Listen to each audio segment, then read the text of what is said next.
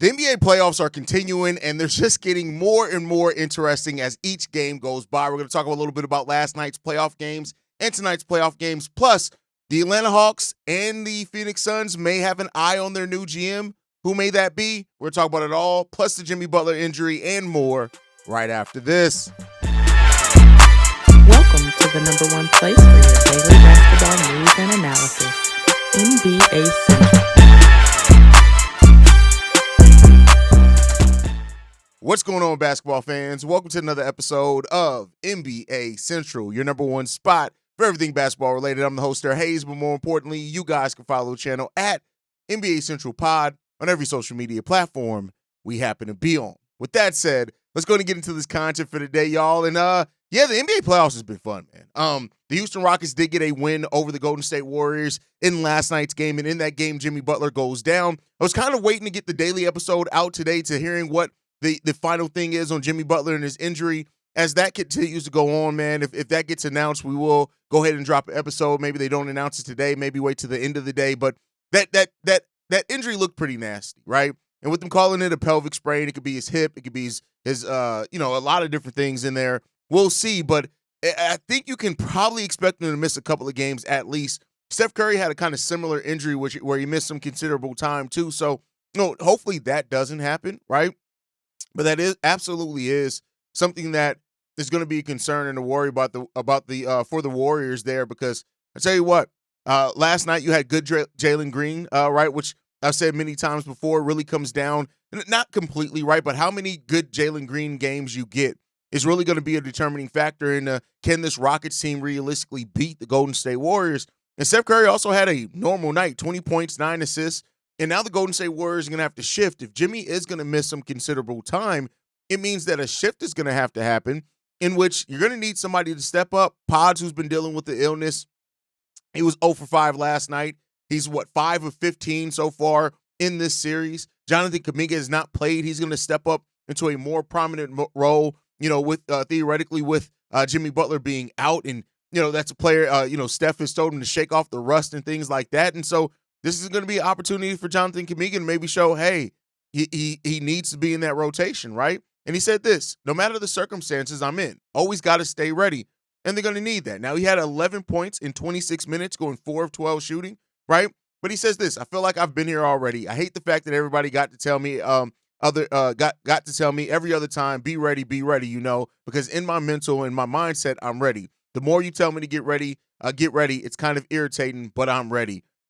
Listen, he doesn't need it to be irritating. Go out there and show it, right? Use that as a motivating factor for you in this series. And I hope that Jonathan Kuminga can really turn this around, right? And use this opportunity to play really well over Jimmy Butler absence. And we'll see, again, how long that's going to be. If it is, hopefully it's not anything long and he can make his return sooner rather than later. But, for this team, the Houston Rockets, they split the series 1-1, right?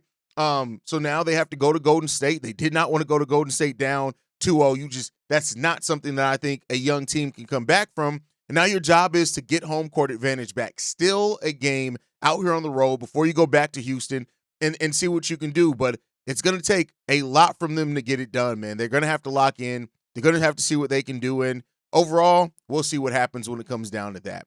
But then also the Cleveland Cavaliers beat the Miami Heat 121-112. This is a lot closer of a game down the stretch than their first game. I just don't feel like Miami is going to be able to win a game. I initially thought with Spo and stuff that they could win a game, but I don't know if I'm still feeling that way when it comes down to this Miami Heat team, Cleveland Cavaliers. Like, the Cavs are just playing on a whole nother level, like they have all throughout the season. And they're just, I don't know if I see any of the top 2 seeds maybe even losing games. Like, it's crazy when it comes down to it. But the Cleveland Cavaliers get a victory over the Miami Heat here. Tyler Hero did score over 30 points in this game, 33 to be exact. You got 11 points and 14 rebounds from Bam, 10 from Andrew Wiggins. Davion Mitchell, who continues having really good games. 18, he was so big in that game over the Miami Heat. But, overall, against the Atlanta Hawks, against the Miami Heat, against the Atlanta Hawks, had a big game here, 18 points, 6 rebounds. He was really big, 7 of 9 from the 12, big down the stretch for this team. That 17 points from Haywood Highsmith coming off the bench. 11 from Nikola Jovic, but it just wasn't enough. And I don't know if they're going to have enough, right, to beat this Miami Heat team. We'll see if they can steal a game and what happens there, right? And then you get the Orlando Magic without Jason Tatum getting a victory over the Orlando Magic, 100 to 109, right? Paolo Banchero had 32 points in this game, 9 rebounds, 7 assists. And the Boston Celtics just continue to show like this felt like a defining playoff game. Like this is what may define their playoff run. You got Kristaps who got opened up. He was bleeding, had that red mask going on. And it's just when somebody bleeds in a playoff series like that, you're in the playoffs, man. And so, we'll see how that continues. But overall, fun game, fun night of games last night around the NBA in the playoffs. And now, we make the shift today. It is NFL draft night, so we will not be live for any of the games tonight. But you got the Knicks Pistons. This is going to be another important one for the Pistons. As the series shifts to Detroit, they did what they needed to do and still stole a game in New York. If they can get both these games at home, hey, they can put the Knicks on the ropes there. You also got the OKC Thunder versus the Memphis Grizzlies tonight. This is going to be a sweep of a series. Like, if the Grizzlies can't do something tonight, this series is going to be a sweep. And it's going to be what it's going to be.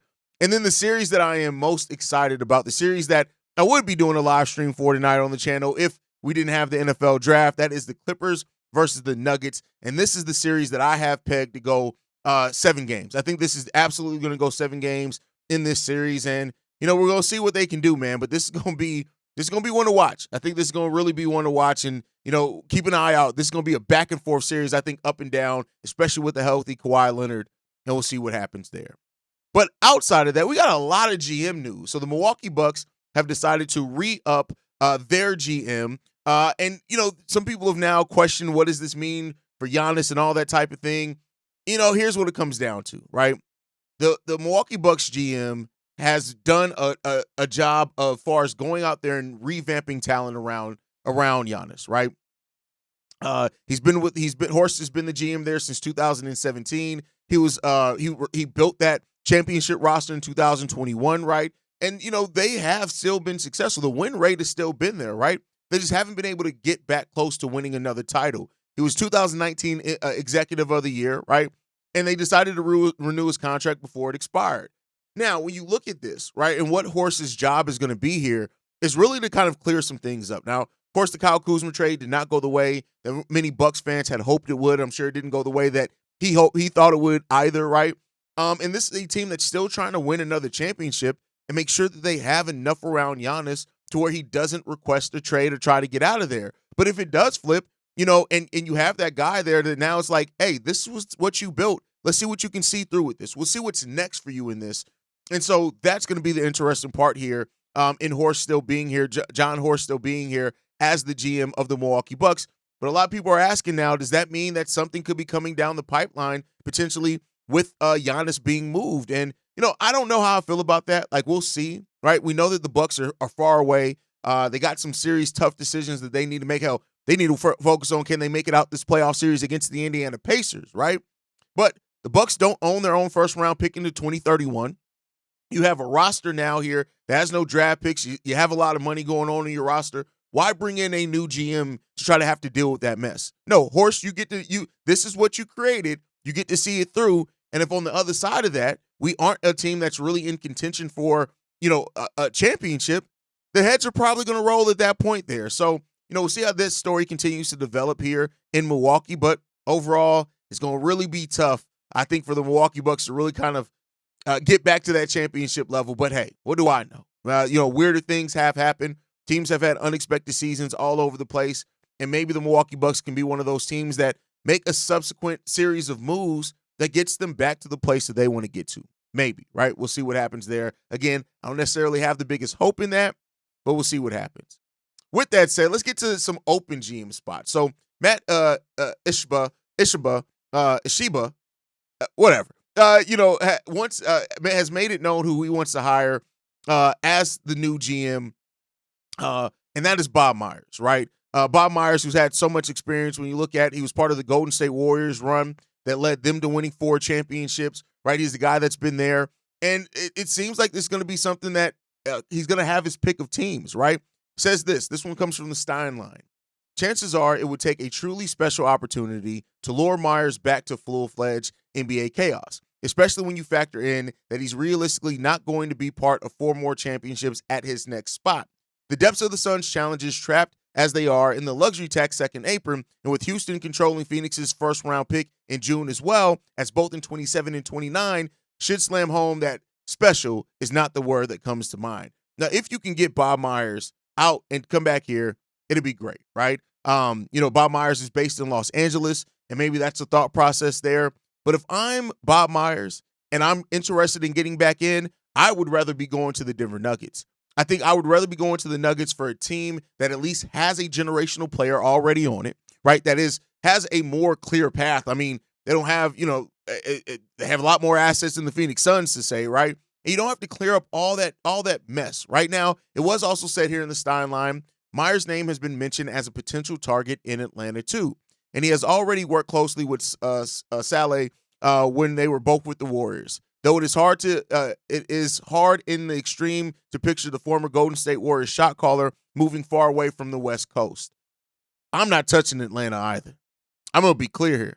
I'm not touching Atlanta. Say what you will. They got some young talent there, but unless you're coming in to move Trey out of there, Trey Young, I don't know if I want to touch Atlanta. Stay away from Atlanta personally. But hey, if it comes down to it, and you got Denver, you have Atlanta, you have Phoenix, you have these teams that could be interested in bringing in Bob Myers. Listen, I'm picking Denver personally. Enough to be said about that, but we'll see what happens. But I think teams looking for having the right GM is important, right? Now you want to have a good relationship between the head coach and the GM, and them to be in alignment, because if they're not, that's when things can go left, i.e. what happened in Denver, right? And so I think that's going to be a really important part to watching this as these teams hire their GM. Are they going to be able to bring in their new coach, right? Are they going to be sticking with a coach that's already there? How do those mindsets align, right? That's an important part in all of this. And that's where I'm glad I ain't got to make the damn decision. That's for them to make. I get to just sit back and talk about it and give my thoughts on it after it happens, right? But I think overall, these teams, the GM is important. Have the person who has the vision of building the team is just as important as the coach. I think more and more people are realizing that every day that goes by. And if you don't have those guys in, the right guys, I should say, in that spot, that's when your franchise can go very, very left. And at that point, it's very hard to correct things if that happens, right? So, we'll see what the future does hold for these teams looking for a new GM, and some that are also looking for new head coaches. And, at the end of the day, it's going to be what it's going to be, man. That's all I could say what happens to it. But, storylines aside, there's some really good basketball things going on right now. And, the storylines between the teams that are down 2-0, which one of those teams can they still make it a series, right? Are those teams completely out of it, right? Like, those are things that I'm more interested in. Can the Grizzlies get a single game? Can the Heat get a game, right? Do the Pacers have the Bucks number, right? Those are things that I'm looking at when it comes down to this. The Celtics and Magic, I expect the Celtics to win that series, no problem at all. But we got and then the 1-1 series, right? The Nuggets and the Clippers. Does it go full 7 games? Who comes out on top of that one? The Lakers and Minnesota Timberwolves. Who's going to come out on that one, right? Now that the series is shifting to Minnesota and they stole home court advantage, can they hold on to it, right? Same thing with the Rockets, right? They didn't steal home court advantage. The Warriors actually stole that from them. But can they get a game in Golden State, especially if they can take advantage of whatever's happening with Jimmy Butler, whether he's playing in the game or not? These are big storylines still left to look at in this year's draft. And, we'll see this year's playoffs, and we'll see what the future holds there. But this has been already a fun and exciting time, and we'll see what comes of it after that. But, guys, thank you so much for tuning in. Make sure you guys are following us at NBA Central Pod. You send us any feedback, questions, comments, concerns, NBA Central Show at gmail.com. And then lastly, if you want to leave a text message and our voicemail for the mailbag, the number to do so, 773-270-2799. We are the number one spot for everything basketball related. We also got a new show coming soon, and I'll catch you guys on the other side of that, man. Love you guys. See you guys the next time I feel like making a video, probably tomorrow. Peace, y'all. This has been a presentation of the Breaks Media.